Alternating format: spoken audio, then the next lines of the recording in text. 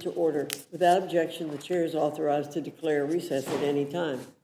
Today, the Rules Committee is convening to consider H.R. 27, the Halt All Lethal Trafficking of Fentanyl Act, or Halt Fentanyl Act. Illicit fentanyl and its analogs are responsible for the deaths of tens of thousands of Americans every single year. Fentanyl destroys families, upends communities, and poses a serious threat to the health and safety of millions of Americans. For context, in 2022, the DEA seized over 379 million doses of fentanyl. That's enough to kill every single American. And with the open border policies of the previous administrations that are now thankfully being reversed by President Trump, the stream of fentanyl into the United States over the last 4 decades went unimpeded. Something must be done to change the trajectory, and H.R. 27 offers a solution. This legislation would permanently place fentanyl analogs into Schedule 1 of the Controlled Substances Act, simplify registration processes for certain research with Schedule 1 substances, provide for exemption of individual analogs from Schedule 1 when evidence demonstrates it is appropriate. Last Congress, the Halt Fentanyl Act received sizable bipartisan support, with 74 Democrats voting yes alongside Republicans. I hope this time around that more of our colleagues across the aisle will join us. Everyone in this room has certainly read stories or seen news coverage of how illicit fentanyl has wreaked havoc upon our country. One life lost to fentanyl is too many. One life ensnared by an addiction to fentanyl is too many. All of us agree to that. Again, this bipartisan legislation offers us the opportunity to make significant headway in addressing a serious issue that continues to affect our nation. I look forward to the discussion on this legislation, and I now yield to the ranking member, Mr. McGovern, for any comments he wishes to make. Thank you, Madam Chair. So we are here to consider H.R. 27, the Halt Fentanyl Act. As we all know, the opioid epidemic, especially the fentanyl crisis, is a devastating tragedy. It continues to take lives, destroy families, and wreak havoc on communities all across this country. We have to figure out a way to work together to keep drugs off our streets, to prevent addiction, and support those who are struggling with recovery. But for us to have a constructive conversation tonight, I think we need to set the record straight about a few things. Just last week, while some of my friends were at the Trump Doral Resort in Miami, the Trump administration tried to suspend vital funding that provides Americans benefits that keep them safe, healthy, fed, and afloat. We're talking about freezing things like Medicaid, WIC, Meals on Wheels, and even veterans benefits.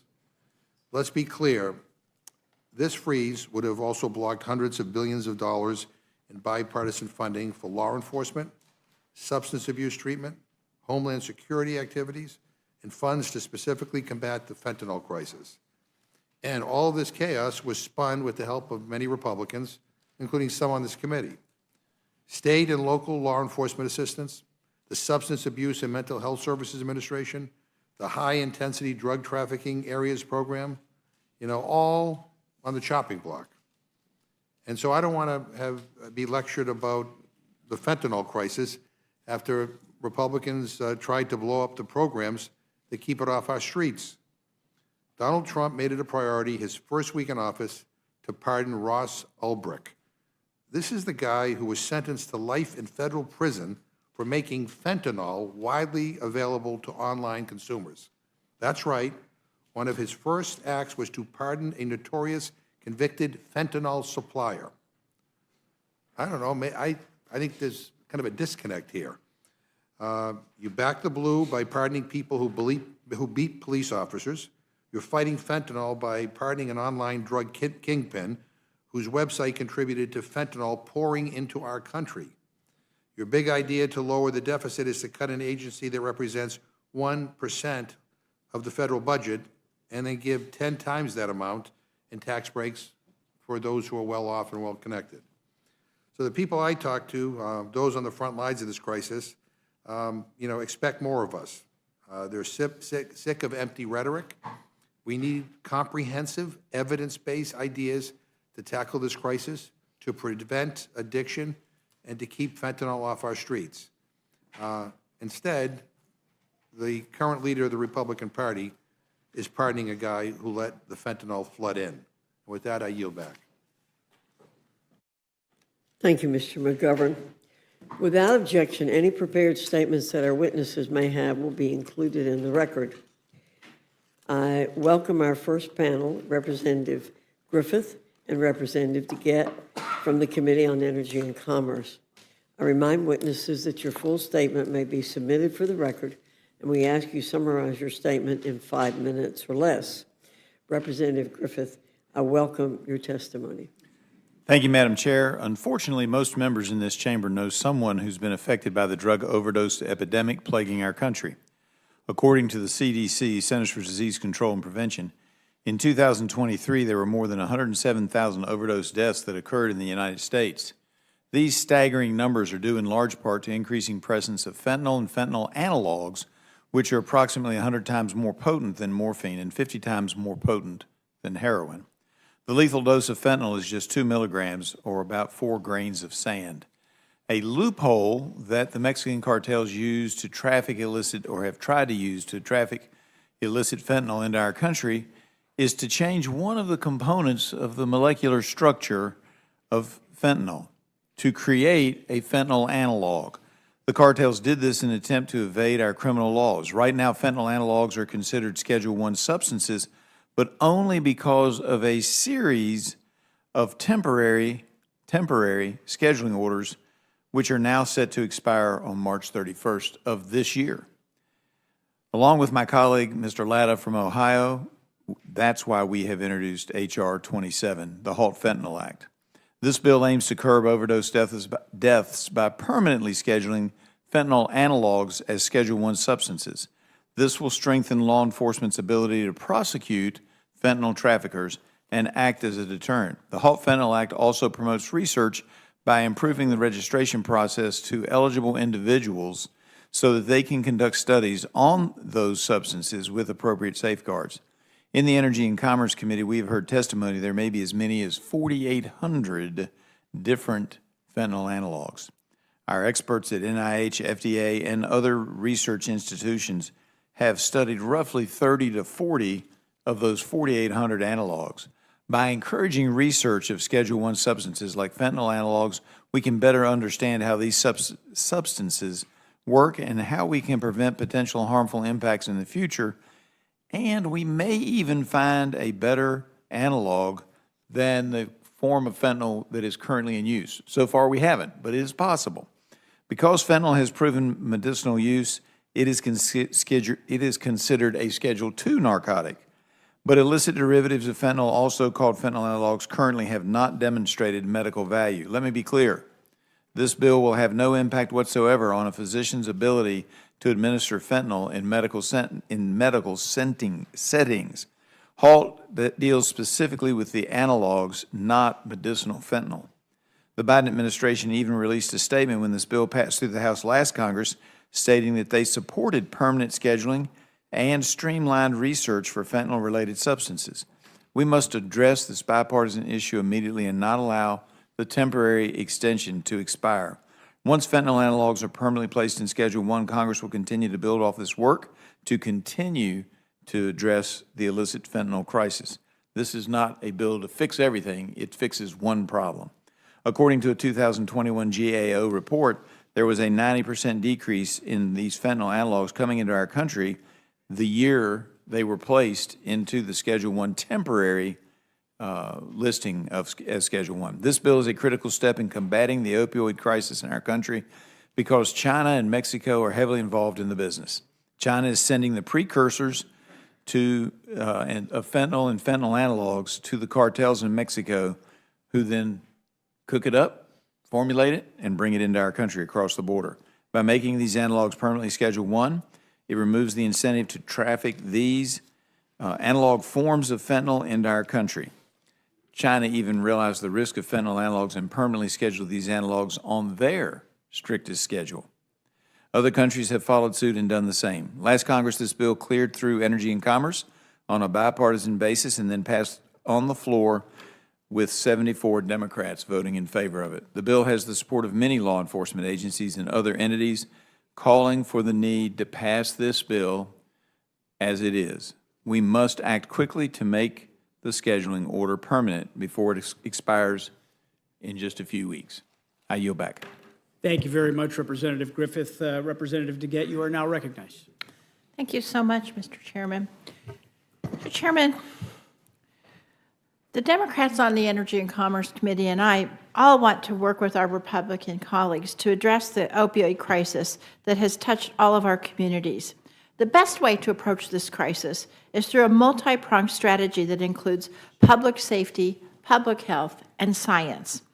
H.R. 27, the Halt Fentanyl Act, attempts to solve the issue of emerging drug threats through incarceration only, as this bill doubles down on mandatory minimums for fentanyl-related substances. Last Congress, my Democratic colleagues and I shared our concerns about the partisan approach of the HALT Act. We called for a bipartisan solution, the Save Americans from Fentanyl Safety Act, or SAFE Act, which encompasses both a public safety and a public health approach. Despite the bipartisan solution presented by Representative Pappas, once again, we're retreading the same path that went nowhere in the Senate last Congress. Rescheduling fentanyl as a Schedule I substance will, in and of itself, not prevent one death. The Halt Fentanyl Act does nothing to provide law enforcement or public health agencies with additional resources to detect and to intercept illicit drugs at legal ports of entry, nor does it provide resources for prevention, treatment, or recovery efforts for those already experiencing substance use disorder. But the majority pushing through the Halt Fentanyl Act shows that they believe that the best way out of this crisis is through incarceration, which simply is not a viable or effective strategy. Additionally, the Halt Fentanyl Act's provision of a class-wide permanent scheduling action for FRS based only on chemical structure sets a dangerous precedent. All other class-wide scheduling orders require an evaluation of a substance's pharmacological effect. Moving forward with the Halt Fentanyl Act curbs this long-lasting precedent and puts us on an unsure path to the future. All of us do agree that FRS do pose a threat to public health, but the DEA has only encountered 37 existing FRSs, and we're still unsure about their pharmacological effects. By implementing this permanent scheduling without off-ramps for FRS, once we have established their effects, we will exacerbate the incarceration rates that we have with the punitive mandatory minimum provision and exacerbate existing inequities in the criminal justice system. But as Mr. McGovern said, that's not the only thing that the administration is exacerbating with their recent actions. Frankly, the Trump administration has withheld important funding to these critical programs that we need to stop fentanyl. The Trump administration's attempt to freeze federal funding last week for critical programs at HHS puts all of our communities at risk of losing the progress that we have made in addressing the opioid epidemic. The irresponsible and illegal attempt to withhold federal grant awards impacts all of our communities, including over $12 million in substance use grants through the CDC, NIH, and SAMHSA in the district of the chair of this committee in North Carolina. Our communities depend on these funds to support proven public health prevention and treatment for vulnerable populations. It's bewildering to me that there are people on this committee who are silently standing by while mental health programs wonder how they're going to pay their providers, hospitals are cutting services, and researchers' funding applications are stuck in limbo. In the OMB memo issued last Monday evening, which ordered the unconstitutional funding freeze, this administration targeted programs including certified community behavioral health clinics demonstration grants. Grants like these are critical as they support clinicians in their efforts to assist with prevention, treatment, and recovery of substance use disorder. Is this also the majority's plan to save America from the grips of the opioid epidemic, starve our communities from opioid treatment help, leave the most vulnerable without services, and those who are valiantly attempting to care for them in their lifetimes? Mr. Chairman, that is why I cannot support this underlying bill in its current form, and I will not sit by and abide our president unilaterally handicapping this body's constitutional rights.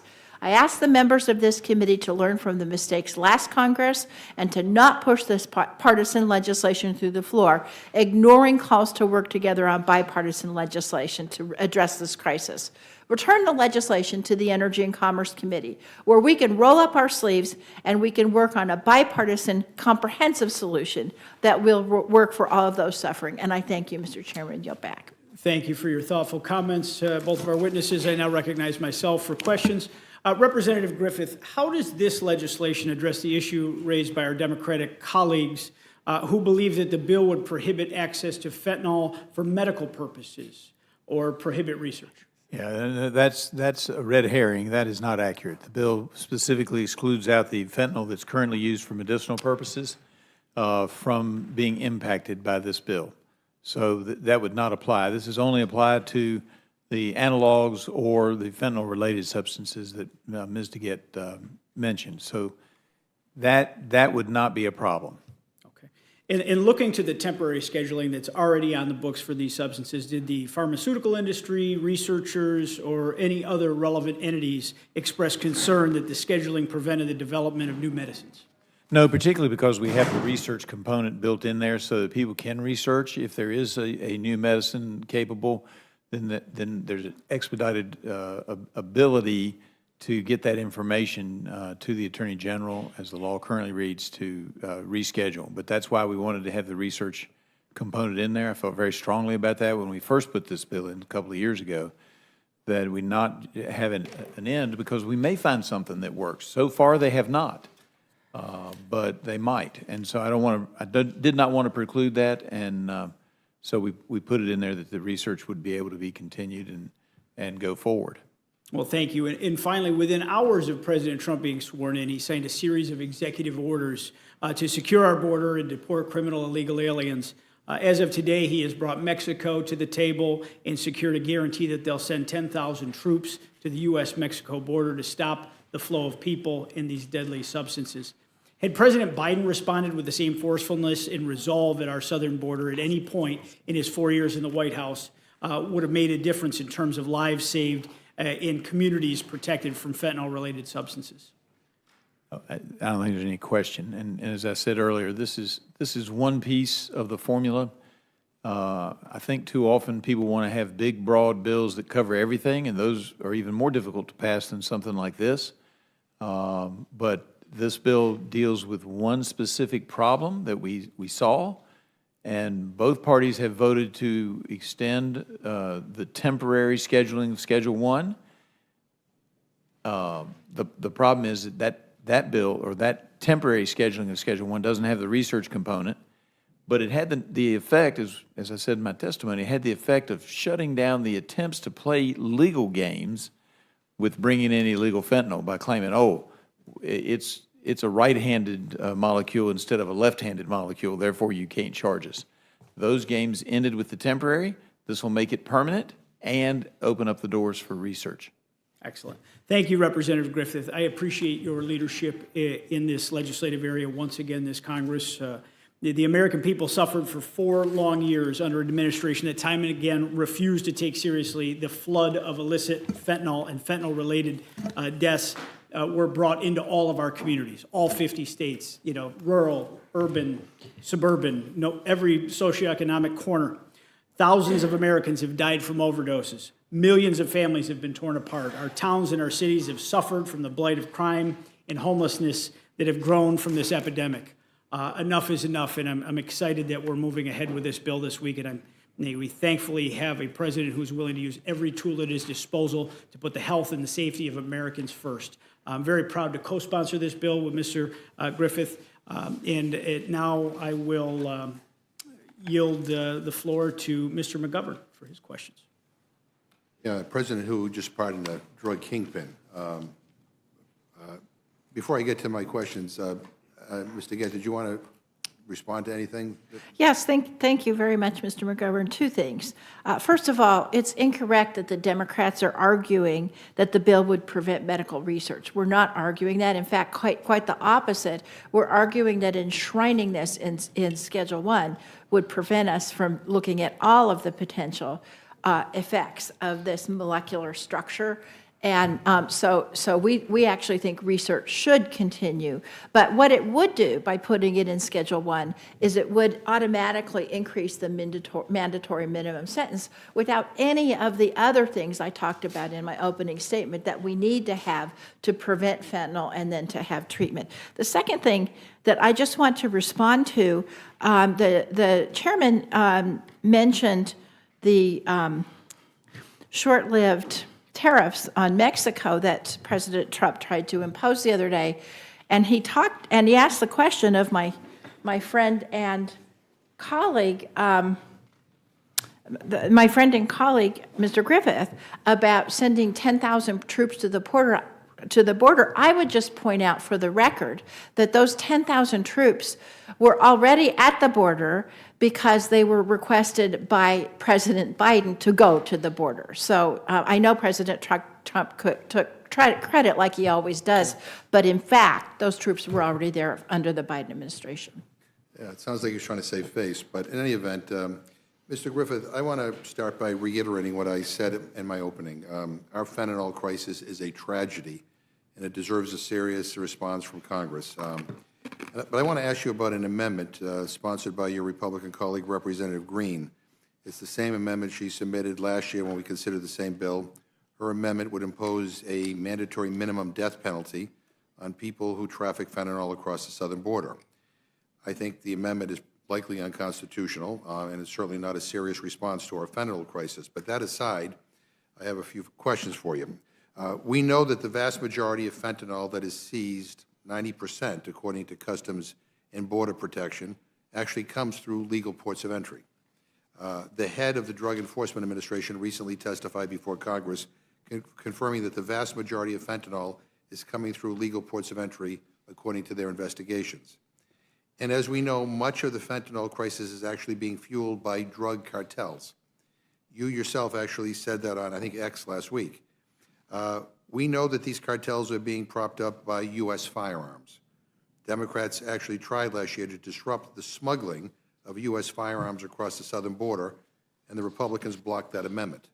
So here's my questions. I mean, one, would you support an amendment to disrupt the smuggling of U.S. firearms across the southern border?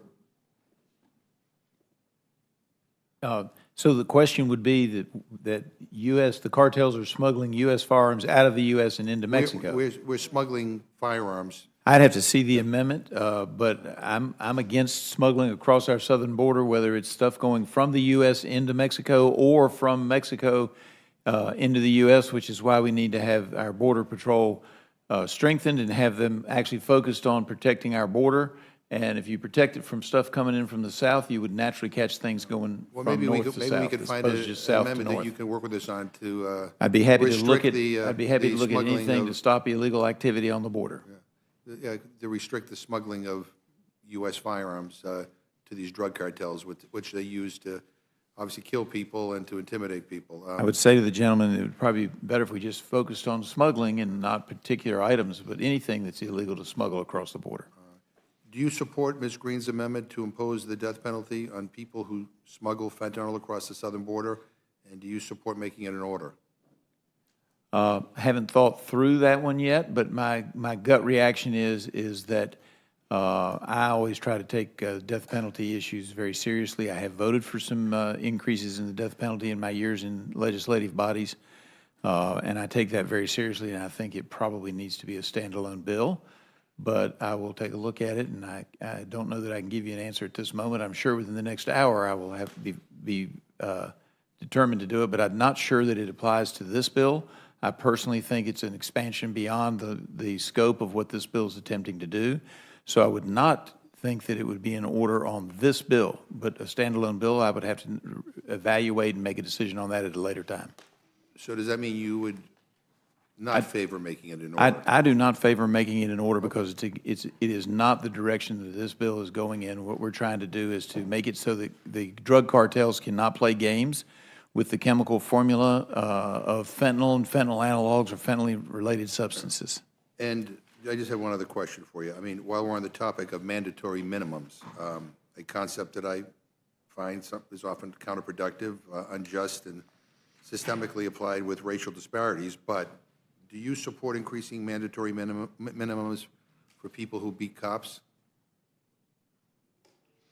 Again, you're asking me something that I don't have in front of me, and I read everything before I make a final decision on it. So let me say this about mandatory minimums. I'm always hesitant on mandatory minimums because I, as a recovering attorney who practiced as a criminal defense attorney for many, many years, I recognize that the judges oftentimes can make decisions based on facts, and every fact pattern is a little bit different. And so I'm hesitant to do any mandatory minimums when they're not necessary. I see this one as a little bit different than what some people might see it, and that is that what we're really doing is just keeping the cartels from playing games with the chemical composition of fentanyl and fentanyl-related substances or analogs. And so we're not actually creating a new mandatory minimum. We're just making sure that if you're trying to play games, you're not going to get away with claiming it's not fentanyl when you and I both know it is. So if I'm understanding the answer to the question, you do not support increasing mandatory minimums for people who beat cops? I did not say that. So you are for? I would have to materially consider the bill and its full ramifications when I saw that bill. I do not have that bill in front of me And the today. reason why I ask is because the president released from prison and pardoned violent criminals who assaulted police officers. And I actually, appreciate you saying that the people who assaulted police officers on January 6th deserve prison time. Some of your colleagues have refused to condemn the violence against law enforcement that day. So I have one last question for you. Do you support the president's decision to pardon the violent people who beat cops on January 6th? I did not have every case in front of me, but I would be, I think it is a difficult decision, and I would have had a hard time pardoning people who assaulted police officers on any occasion. Thank you. I have no further questions. I yield back my time. The gentleman from Texas, Mr. Roy, is now recognized for his questions. I thank the chairman. I thank the witnesses for appearing before the committee. I thank the gentleman for bringing this legislation before us. I, too, share your desire to eliminate the ability of not just cartels, but all of those that are moving fentanyl and using the ability to kind of obfuscate and then have the precursors and the things that create fentanyl make it much more complex for our law enforcement and, frankly, result in fentanyl that is far more deadly and is, I think, a key reason for why we've had so many deaths across the country. So I think what you're trying to do here is the right thing to do. And I understand some of the questions that are raised. I just think the bill's pretty simple and pretty straightforward. But I wanted to give the gentleman the ability to expand on that point about you were just alluding to in your questioning the simplicity of the legislation. And just for the record, repeat why precisely you think it's important that we have on Schedule 1 these core components of fentanyl that are currently able to be used to game the system by cartels and illegal actors in the United States. Yeah, well, what brought the original temporary scheduling into place was the fact that the cartels were trying to argue in court that because the molecule didn't line up exactly with the definition of fentanyl that's used medicinally, even though it would have the same impacts and is a fentanyl-related substance or fentanyl analog, that they therefore were not guilty of as charged. This eliminates that argument, and as we saw from the data, 90% of the people trying to do that was eliminated once we scheduled it temporarily. We need to make that permanent. So they saw a drop in the people who were trying to play games with the formula as soon as we scheduled it as a Schedule 1 temporarily. So we already saw the benefit, but if we let it expire in March, we lose that benefit, and they'll go back to playing that game looking then for a judge who will say, that's not real fentanyl, case dismissed, and then we have somebody who should have gone through the justice system, escaping punishment for having done illegal activity. And this just makes it simple that you don't have to have the exact same molecule, but it has to be a fentanyl-related substance or fentanyl analog. Now, fentanyl itself is a Schedule II drug because of its medicinal uses, correct? And so the point here is that we're not moving fentanyl itself to Schedule I, That is but correct. we're just saying how these precursors or these components can be used illicitly. That's the goal here of why putting it into Schedule I. I think with respect to research, it is my understanding that Schedule I drugs are allowed to have federally approved research, right? So that research is able to proceed, and it's up to administrations to expedite that and move it along as necessary. Is that correct? That is correct, but this bill does make that process a little bit easier for people who are trying to do medical research on the fentanyl analogs or fentanyl-related substances. Well, and I use those terms interchangeably. It's Sure. actually defined, I think, as fentanyl-related I substances. appreciate that. I mean, and I would just note that this matters a great deal. Obviously, I was listening to Derek Maltz, the new DEA administrator, that about why important this is. He's a good friend. I've recounted numerous times in this committee and in the Judiciary Committee the number of people who have died from fentanyl. Of course, all of us are touched by it in every district across the country. I know you are in Southwest Virginia. I certainly am. I mean, Hayes County, Texas, southwest of Austin, we had 6 kids die from fentanyl poisonings in the last school year in the school district in which I live, where my family and I live in Hayes County. And we had many others who had to be resuscitated with Narcan and other situations. And I think we had something like almost 3,000 who died across the state of Texas, fairly significant numbers. So obviously it's really critically important that we move on this. And obviously we're in rapid engagement in trying to push back on the cartels, and they're responding. We're seeing that, and we saw some activity yesterday that some Border Patrol agents sent me, video of cartels literally using drones and bombing themselves with explosives. There was reports today of cartels engagement with the Border Patrol agents and firing on them. Obviously, we've had the president's engagement with the state of Mexico in terms of what's happening with putting more forces on the northern border. Whatever conversations occurred or didn't occur with the previous administration, we're seeing action now that is dramatically reducing the number of people flowing across the border. That's just factually obvious and true. And so now we're down to something like, I think I saw 400 and something apprehensions a day was reported by Bill Malugin just yesterday, which are historic lows and trending in the right direction. I hope we can get that close to zero so that, as you said, we can get Border Patrol focusing on, ports of entry and, making sure that's operating, and then between the ports of entry, stopping the flow of illicit traffic. I would ask the gentleman on the thing about the mandatory minimums, and whether we agree or disagree on mandatory minimums generally. I hear your sensitivity, and me too, about having any kind of like blanket, minimums that pull judgment out of it. Although my experience as a prosecutor on the other side of the table was that you still had flexibility even within the mandatory minimum framework, but in terms of how we applied. But at the end of the day, with the mandatory minimums, wasn't that a response to judges who were effectively walking away from their duty to ensure that criminals weren't put in jail?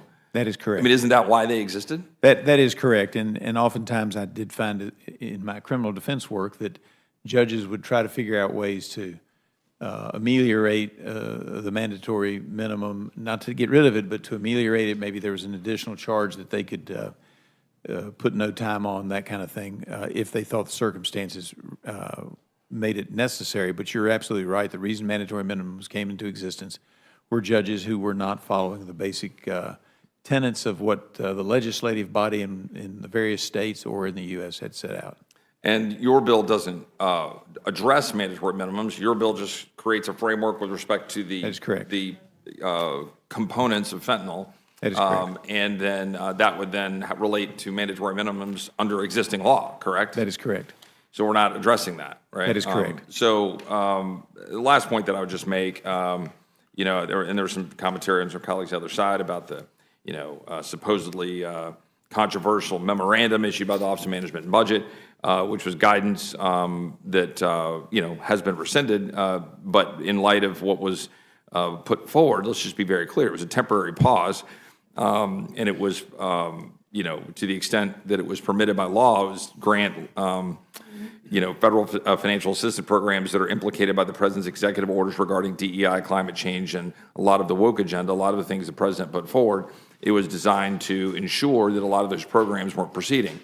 And those programs, for example, we're talking about including dollars that were flowing to through NGOs and through organizations that find those dollars that get to Mexico, that get to the cartels, that get to the flow of human beings and narcotics, fentanyl, through our southern border, that there was dollars flowing from taxpayers through NGOs that was facilitating the very trafficking that we're trying to address in this bill. So I think OMB should be commended for trying to clarify that. The White House should be commended for trying to restrict the flow of American taxpayer dollars through NGOs to those who wish to do us harm, because that is factually occurring and factually accurate. And so I think the president is correct to be doing that, and correct to be aggressive in doing that, and similarly correct in being aggressive at going after USAID funding, which was just blatantly filled with absurd spending. $1.5 million to advance diversity, equity, inclusion in Serbia's workplace and business communities. $70,000 for production of a DEI musical in Ireland. $2.5 million for electric vehicles for Vietnam. $47,000 for a transgender opera in Colombia. $32,000 for a transgender comic book in Peru. $2 million for sex changes and LGBT activism in Guatemala. $6 million for tourism in Egypt. Millions to EcoHealth Alliance, $20 million for Sesame Street in Iraq to promote inclusion, $45 million for DEI scholarships in Burma. I could go on and on and on. It is absurd use of taxpayer dollars. I applaud the president, the White House for going after them, and I appreciate you bringing this legislation before the Rules Committee. I'll support the rule, and I yield back. Thank you. I now recognize the gentlewoman from Pennsylvania, Ms. Scanlon. Thank you, and I would first yield to Mr. McGovern for a minute. Yeah, I would just say to the gentleman I don't know what you're talking about. First of all, with regard to that freeze, I don't know about the gentleman, but I get calls from hospitals and medical centers in my district that the Medicaid portal was frozen. I got a call from a veterans organization that serves homeless veterans that their payment portal was frozen. So I don't know what thought went into this so-called freeze. Thankfully, a judge put a stay on it and basically called it out for what it was, an overreach. It was unlawful. In terms of USAID, I'm happy to sit down with the gentleman and educate him about the importance of USAID in terms of its efforts to fight hunger, its efforts to promote human rights, its efforts to help combat disease, essentially to keep us safer in this country. And by the way, if you don't like USAID, the president doesn't like USAID, I have a suggestion for him, and that is come to Congress, because we're the ones who actually help establish the program.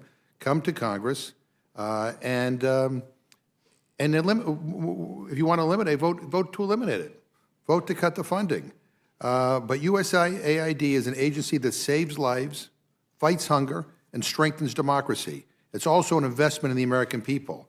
Now let's talk about what USAID does and why it makes America safer and stronger. USAID fights child mortality. Since 2008, it saved 4.6 million children and 200,000 mothers. You didn't hear the President's press secretary say anything about that because she was just determined to try to diminish the program. And I should say, when kids thrive, families and communities grow stronger. Healthier societies mean more global stability, which enhances our own security. USAID helps fight diseases like malaria and AIDS. Since 2007, it has saved 6 million lives from malaria and helped 9.5 million people get HIV/AIDS treatment. I mean, fighting disease abroad protects Americans at home from pandemics. USAID fights hunger. Feed the Future increases farmer self-sufficiency. Food for Peace reduces hunger dramatically. Each package of USAID food is labeled "From the American People." Both programs are a display of our values and build global goodwill around the world. It helps educate kids. Since 2011, it has helped 52 million kids go to school. Why does that matter? Because education fights extremism, and every kid in school is less at risk of recruitment by terrorist organizations, by gangs and cartels. I could go on and on and on. But, I mean, this kind of selective, picking some minor things that my friends can exploit in a way to try to undermine USAID, I think is really offensive. This is a program that does a lot of incredible good stuff for people at risk around the world, people who are victims, whose rights are constantly trampled on by dictators in their countries. We should be proud of this program. We should be proud of the people who work there. And what the president did, what Elon Musk did, what his spokesperson did, I think is offensive. And by the way, I'm going to send the president a copy of the Constitution. Again, if he wants to change USAID, wants to eliminate it, he's got to come here. He's got to come here and do it. That's the way this system works.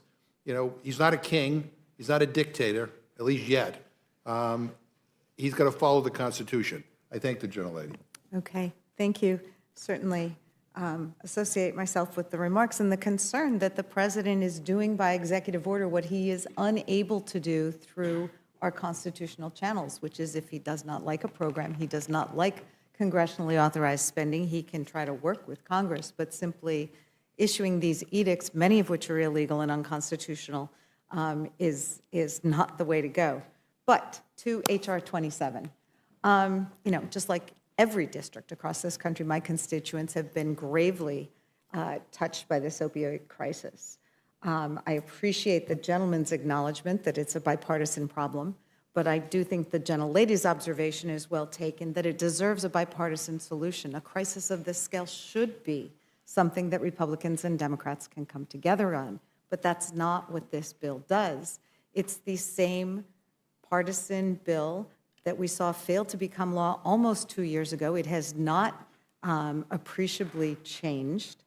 What Republicans seem to want and what this bill is a piece of paper they can wave around to pretend they're doing something about fentanyl, much like the performative tariff war we got to endure a couple days ago, where we saw the tariff war end after the president got assurances that our closest allies are going to do what they already were doing with the Biden administration.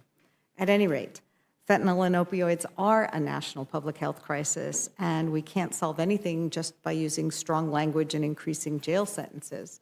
As Representative DeGette noted, we need to address both the public safety and the public health aspects of this, and there are bipartisan bills that would do that, only the Speaker won't bring them up, so we're stuck with this bill. This bill doesn't do anything about ports of entry or distribution networks. It doesn't do anything to support the DEA or local law enforcement. It doesn't improve our ability to interdict drugs coming into the U.S., and it doesn't do anything to support the evidence-based treatments that have proven successful in reducing opioid deaths in the past 2 years. Because as the president of Mexico correctly pointed out yesterday, until the U.S. addresses the demand for fentanyl here, all the border theatrics in the world are not going to solve that crisis. All this bill is going to do is increase jail time for people struggling with addiction because traffickers already face stiff penalties. And of course, while there's posturing about this bill, the president has tried to freeze federal funds that support local police, substance abuse prevention, state opioid programs, interagency programs that would combat drug trafficking. And while that freeze might have been temporarily stayed, there are still executive orders which have halted research and work at the CDC and NIH that would actually treat and prevent opioid abuse. So it's hard to believe that this bill is a serious attempt to find solutions.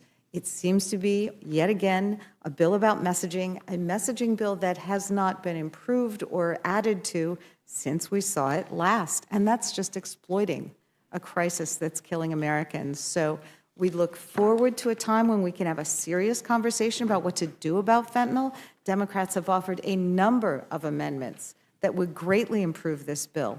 But until our colleagues are willing to work on solutions, we're just frustrated by sound bites, and we shouldn't be playing political games with people's lives.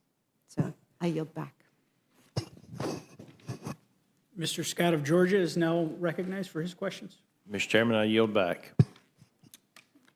Mr. Neguse. Thank you, Mr. Chairman, and thank you to the chairman and ranking member, and appreciate your thoughtful testimony from both of you with respect to the bill that's in front of us.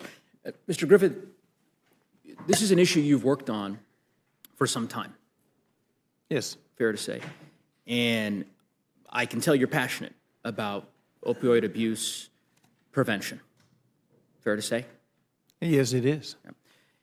In my understanding, doing some research, you had worked on a provision about 7 or 8 years ago that actually we've adopted in Colorado around a program that enables pharmacists, doctors, professionals, licensed professionals to be able to take back unexpired, or rather, unexpired and similar products, pharmaceuticals, opioids, to try to alleviate and ameliorate the crisis. Is that a fair? That is fair. And my understanding is that that program actually got adopted into federal law back in 2016 in a bill that Ms. DeGette and you both voted for, the Comprehensive Addiction and Recovery Act. Is that? I don't recall the bill, but surprisingly, Ms. DeGette and I often agree on issues like this. Well, you agreed on this one because it was a common sense program to try to address what is clearly a challenge in our country. You championed it. You got it into this law that was ultimately signed into law by then President Obama. It's an important program that you helped author. I assume you're aware that that program was frozen last week by President Trump. I understand there was a memo that was sent out by the OMB that temporarily froze a lot of programs, and that was Including lifted. this one. I was not aware that this one was included, and obviously. I'm not sure what wasn't included. If you have a better sense of what wasn't included than me, I'm all ears, because hearing from my constituents, virtually every constituent that contacted our office last week in a panic over this unlawful directive that OMB had issued that thankfully a federal judge has now partially stayed. And I guess this isn't a gotcha. I mean, part of the reason why I asked this, Representative Griffith, is you've worked on these issues for a long time. Yes. And I'm trying to understand the logic behind authoring legislation and pursuing it when you have no guarantees that this administration will ultimately spend the dollars that are allocated by this Congress for the stated purposes that Congress intends. I don't think there's any question that the administration will, in due time, and of course this has already been resolved, but in due time will follow the law as it is written. What is due time? How long do we have to wait before them to follow the law? Well, I think long enough so that they can figure out if all the money that was being sent out, I mean, a lot of us have concerns that in the last 3 or 4 months prior to President Trump being sworn in, a lot of money by a lot of different agencies was shoveled out the door, and was shoveled out the door perhaps inappropriately or improperly. And an incoming president wants to take a look at that. I don't have a problem with that. Okay, so how now, long? It was inartful in the way that it was perhaps How done. long? Oh, I would say that since they pulled it back, they're taking other ways to look at it.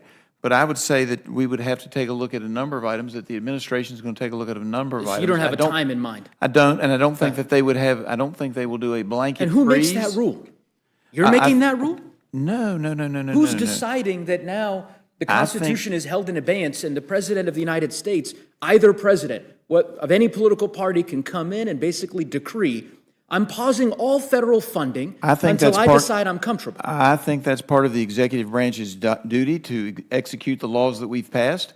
And what they have to do is determine if the monies that have come into the United States are being spent in a manner in accordance with the law. And I think that to execute the laws properly and to do their job as an executive branch, they have to take stock of every dollar that's being spent by the United States to make sure that it is properly authorized.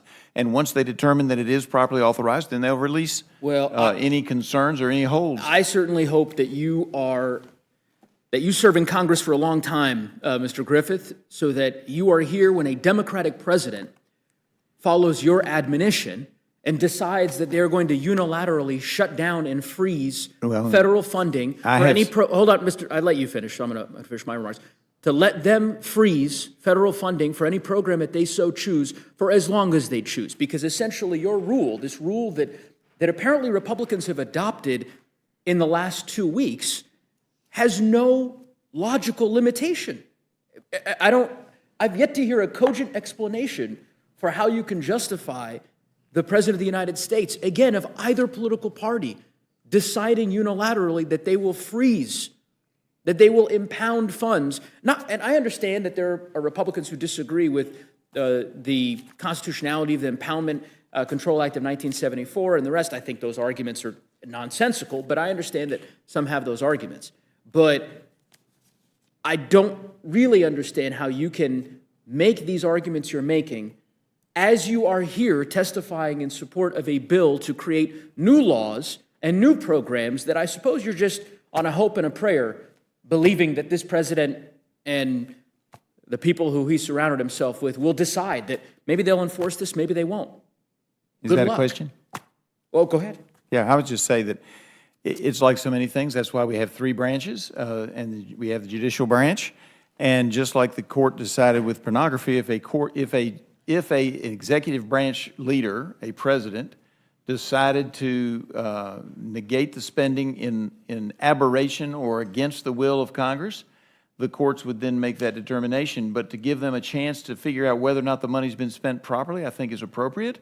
And I think a court would find, just like they did with pornography, you gotta judge each case on its own merits, and that's why I can't give you a time. I can't in some cases it might be a week, in some cases it might be 6 months.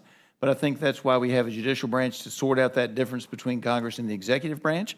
But I do understand the executive branch having the desire to, if it believes, and I think that they do in this case believe that monies were sent out the door improperly or without lawful authority, and they have time to check into that, I think the courts would give them some time. How much time would depend on each individual case and the complexities therein. Well, you and I will disagree strenuously on that point. The Congress passed the Impoundment Control Act of 1974 for a reason, and the notion that we're now going to allow the President of the United States to unilaterally impound funds, unilaterally dismantle agencies, and let the courts figure it out, I think is a deeply dangerous approach. And I think it undermines the constitutional fabric that our framers, that James Madison and others write about in the Federalist Papers. I for the life of me, cannot understand, or I best maybe perhaps understand is the wrong word. I'm disappointed that my colleagues on the other side of the aisle won't stand up for the constitutional prerogatives of this Article I branch of government. Happy to yield to the ranking member. Thank you. Thank you very much, Mr. Nagusin. I thought that was really profound. I just want to echo what you're saying is here we have this bill that we're purporting to say will stop the fentanyl crisis, but it's a tiny little thing that just amends the Controlled Substances Act, and maybe some of it could be used for not, but in the meantime, last week, the Trump administration froze all of these substance abuse acts. It froze the Certified Community Behavioral Health Clinics Act. We just heard that the rural health grantees have told us their money is still frozen. And in Congress we say my dear friend, but it's really true in this situation. But my colleague and friend says in due time the administration will figure it out. So in the meantime, Congress is here. This is one of my pet peeves with being in Congress, is people do this tiny little thing over here and they say they solved a problem, but at the same time, there's this massive problem that the Trump administration has caused with, just relating today, with programs designed to prevent and stop fentanyl abuse. And no resolution in line. So let's just call it what it is. It is an abuse of the congressional system to say that the administration is just going to do whatever they think, and it's going to impact people who are affected by the fentanyl crisis. Thank you for the question. I couldn't agree with you more, Ms. Teget, and think you articulated well the situation before us. Mr. Griffith, humor me a bit. What agency is responsible, just so I'm clear, with respect to enforcing this bill, the provisions of this bill?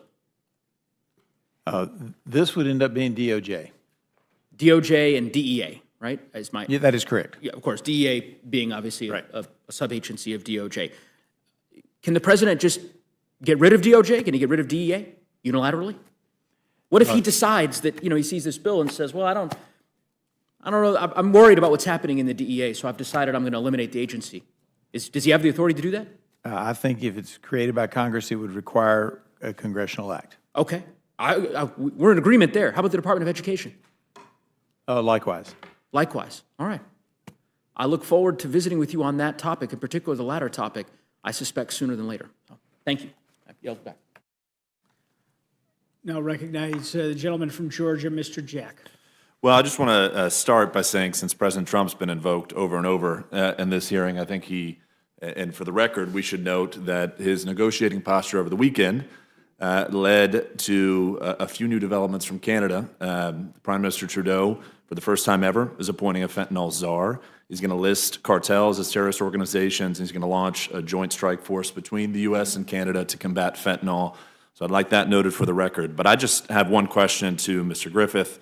You introduced this legislation last Congress. 74 Democrats supported it. Are there any substantive changes from the administration last Congress, or rather from the bill last Congress to the bill today? There are not. Well, then I'll just conclude and yield back by noting that 74 Democrats crossed the party, across the aisle to join Republicans in passing this legislation out of the House last Congress. I hope more join this Congress, and I yield back. Thank you. Thank you, Mr. Jack. We now recognize Mrs. Fischbach from Minnesota. Thank you very much. And I appreciate the discussion. I always appreciate the fact that the opposition is able to bring a whole lot of other issues in when we're talking about stopping fentanyl. And it takes a lot of creativity to make sure that they are able to talk about, use their talking points to point out some of those things. But I'll just say, on this bill, I'm a co-sponsor. We voted on it last year. I think that is helpful. We obviously need to get fentanyl under control and stop it. It is killing our citizens, and so I appreciate you bringing the bill forward. Thank you, and I yield back.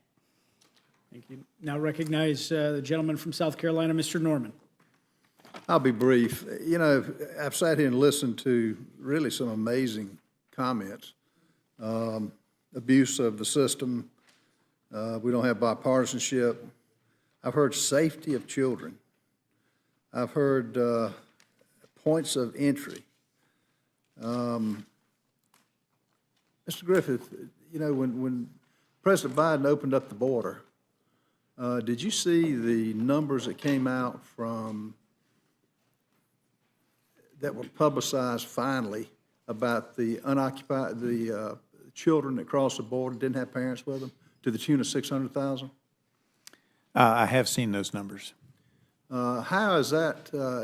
I guess my Democrat friends think that's safety coming across the border and what they're facing now without parents. I have, in my county, been to a drug bust where fentanyl was on the table, and finally they made the arrest to get those who produced it out of the state. But if it were left like it was, it killed the 5 million people in South Carolina. And don't you think it's pretty bold action what this president's doing to stop the fentanyl flow by shutting the border down that the Biden administration just would not do? They opened it up. It was unconstitutional. And it just seemed like those children coming across the border they didn't care about it. Lakeland Riley just didn't care about.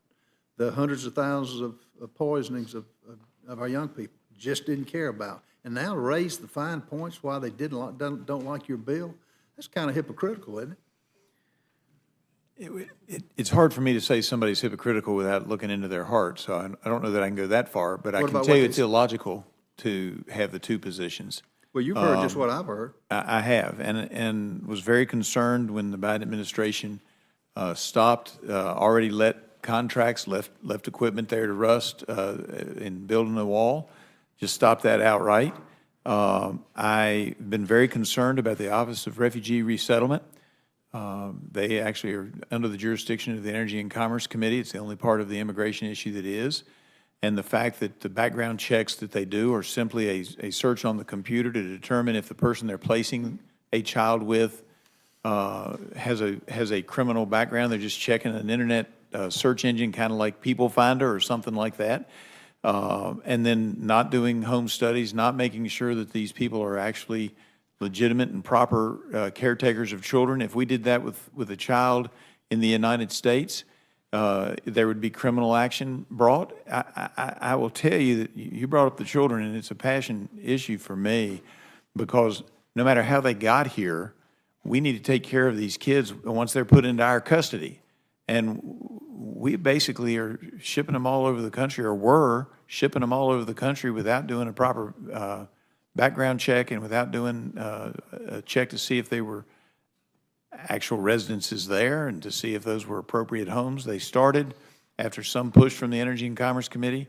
The last administration did start to do some virtual inspections of quarters where kids were supposed to be living, but the level of checking on the children who came here without being accompanied by a parent, and the amount of things that we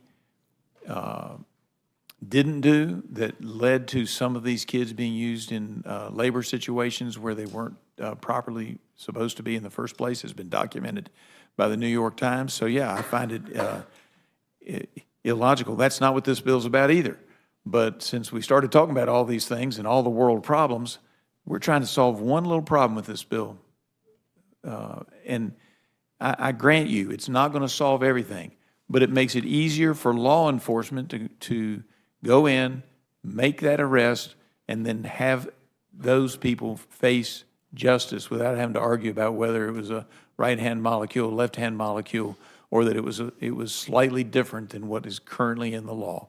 And with 4,800 potential fentanyl-related substances or analogs, and with only about 30 to 40 of them having been studied, this bill is needed, not just on a temporary basis, but on a permanent basis. But with that many potential analogs out there that might have some benefit down the road, that's why from the very beginning I insisted we have a research component that made it clear and easy to do research to see if there's something valuable out there that can help people who are in pain or are having trouble. Well, it was multiplied by I don't know what number in 2020 when the border was opened up and the 15 to 20 million people are in here, and the deaths and the fentanyl. What your bill addresses is a drug that is largely has been increased because of the Biden administration letting anybody and everybody across the border. And so I appreciate you putting this up and fully support it. I yield back. This concludes the questions of our witnesses. I want to thank the witnesses for appearing here at the Rules Committee today. The witnesses are excused. We'll now move on to amendment testimony, and we'd like to welcome Mr. Hernandez, Puerto Rico.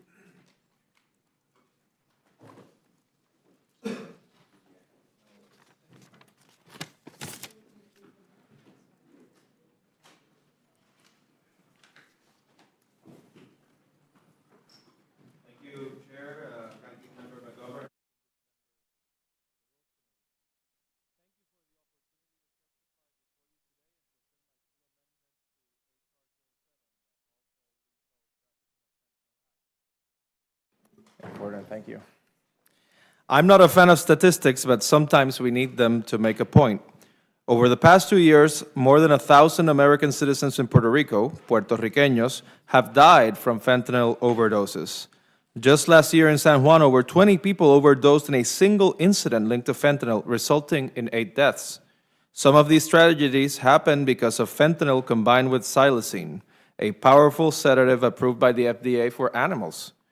You might be wondering why this is an issue of national concern. The answer is quite simple. Puerto Rico is America's Caribbean border, and it serves as a transit point for drugs smuggled to the U.S. mainland. Stopping the flow of fentanyl and xylazine to Puerto Rico is necessary to stop the flow of these drugs to the U.S. mainland.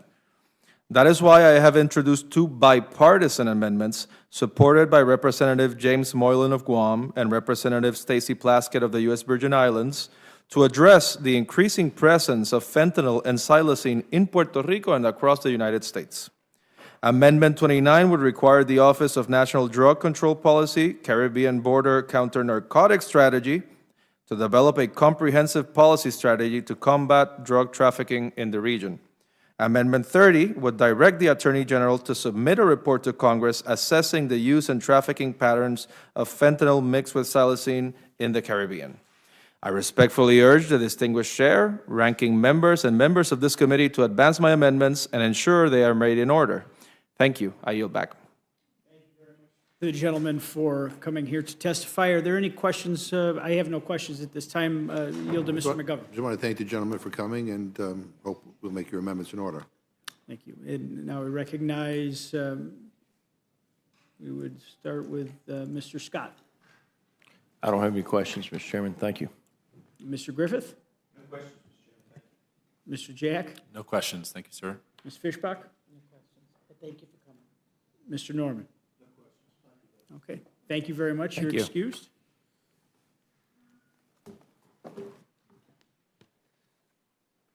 Without objection, I will insert into the record the statement of administration policy for H.R. 27.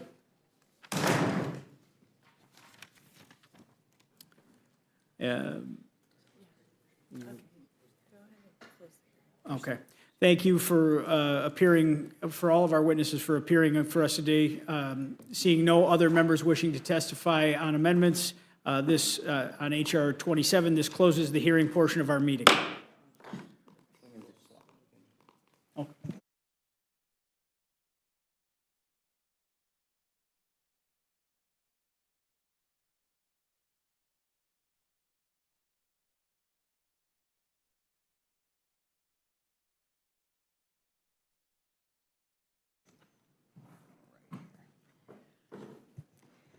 Thank you very much. We've now heard the motion. Is there any discussion? Oh, sorry.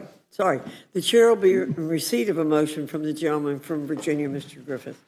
Madam Chair, I move the committee grant H.R. 27, the Halt Fentanyl Act, a structured rule. The rule waives all points of order against consideration of the bill. The rule provides that the amendment printed in Part A of the Rules Committee report shall be considered as adopted, and the bill as amended shall be considered as read. The rule waives all points of order against provisions in the bill as amended. The rule provides 1 hour of general debate, equally divided and controlled by the chair and ranking minority member of the Committee on Energy and Commerce or their respective designees. The rule makes an order only the further amendment printed in Part B of the Rules Committee report. Each amendment may be offered only in the order printed in the report, may be offered only by a member designated in the report, shall be considered as read, shall be debatable for the time specified in the report, equally divided and controlled by the proponent and an opponent, shall not be subject to amendment, and shall not be subject to a demand for division of the question. All points of order against the amendment printed in Part B of the report are waived. Finally, the rule provides one motion to recommit. Thank you very much, Mr. Griffith. You've now heard the motion. Is there any discussion or amendment to the rule? Yeah, Madam Chair? Mr. McGovern. I'm going to have two amendments. First one, I have an amendment to the rule. I move the committee make an order amendment number 32, offered by Representative Magaziner of Rhode Island, which ensures that the Secretary of Homeland Security shall cooperate with state and local law enforcement agencies to interdict and seize firearms being trafficked to cartels that undermine public safety and national security and further fuels fentanyl trafficking into the United States. Madam Chair, as I said earlier, we know cartels are being propped up by U.S. firearms. And when Democrats offered an amendment to H.R. 2 last Congress to actually disrupt the smuggling of U.S. firearms across the southern border, Republicans killed that amendment. So let's forget about the fake concessions that Trump is pretending he was able to get. Enough of the rhetoric and enough of the games. We have an amendment right here to make sure that the administration is making this a priority, and I urge the adoption of the amendment, and I yield back. Thank you, Mr. McGovern. Is there any further discussion on the amendment from Mr. McGovern? Hearing none, questions on the amendment. All those in favor signify by saying aye. Aye. All those opposed, no. No. In the opinion of the chair, the noes have it. The amendment is not agreed to. I ask for a roll call. Mr. McGovern asked for a roll call. The clerk will call the roll. Mrs. Fishbach? No. Mrs. Fishbach, no. Mr. Norman? No. Mr. Norman, no. Mr. Roy? No. Mr. Roy, no. Mrs. Houchin? No. Mrs. Houchin, no. Mr. Langworthy? No. Mr. Langworthy, no. Mr. Scott? No. Mr. Scott, no. Mr. Griffith? No. Mr. Griffith, no. Mr. Jack? No. Mr. Jack, no. Mr. McGovern? Aye. Mr. McGovern, aye. Ms. Scanlon? Mr. Neguse? Ms. Leger-Fernandez? Madam Chair? No. Madam Chair, no. The clerk will report the total. 1 yea, 9 nays. The noes have it, and the amendment is not agreed to. Are there other amendments or discussion? I have one final amendment, Madam Chair. I have an amendment to the rule. I move the committee make and order amendments number 10, 11, 13, 15, 18, and 35 to H.R.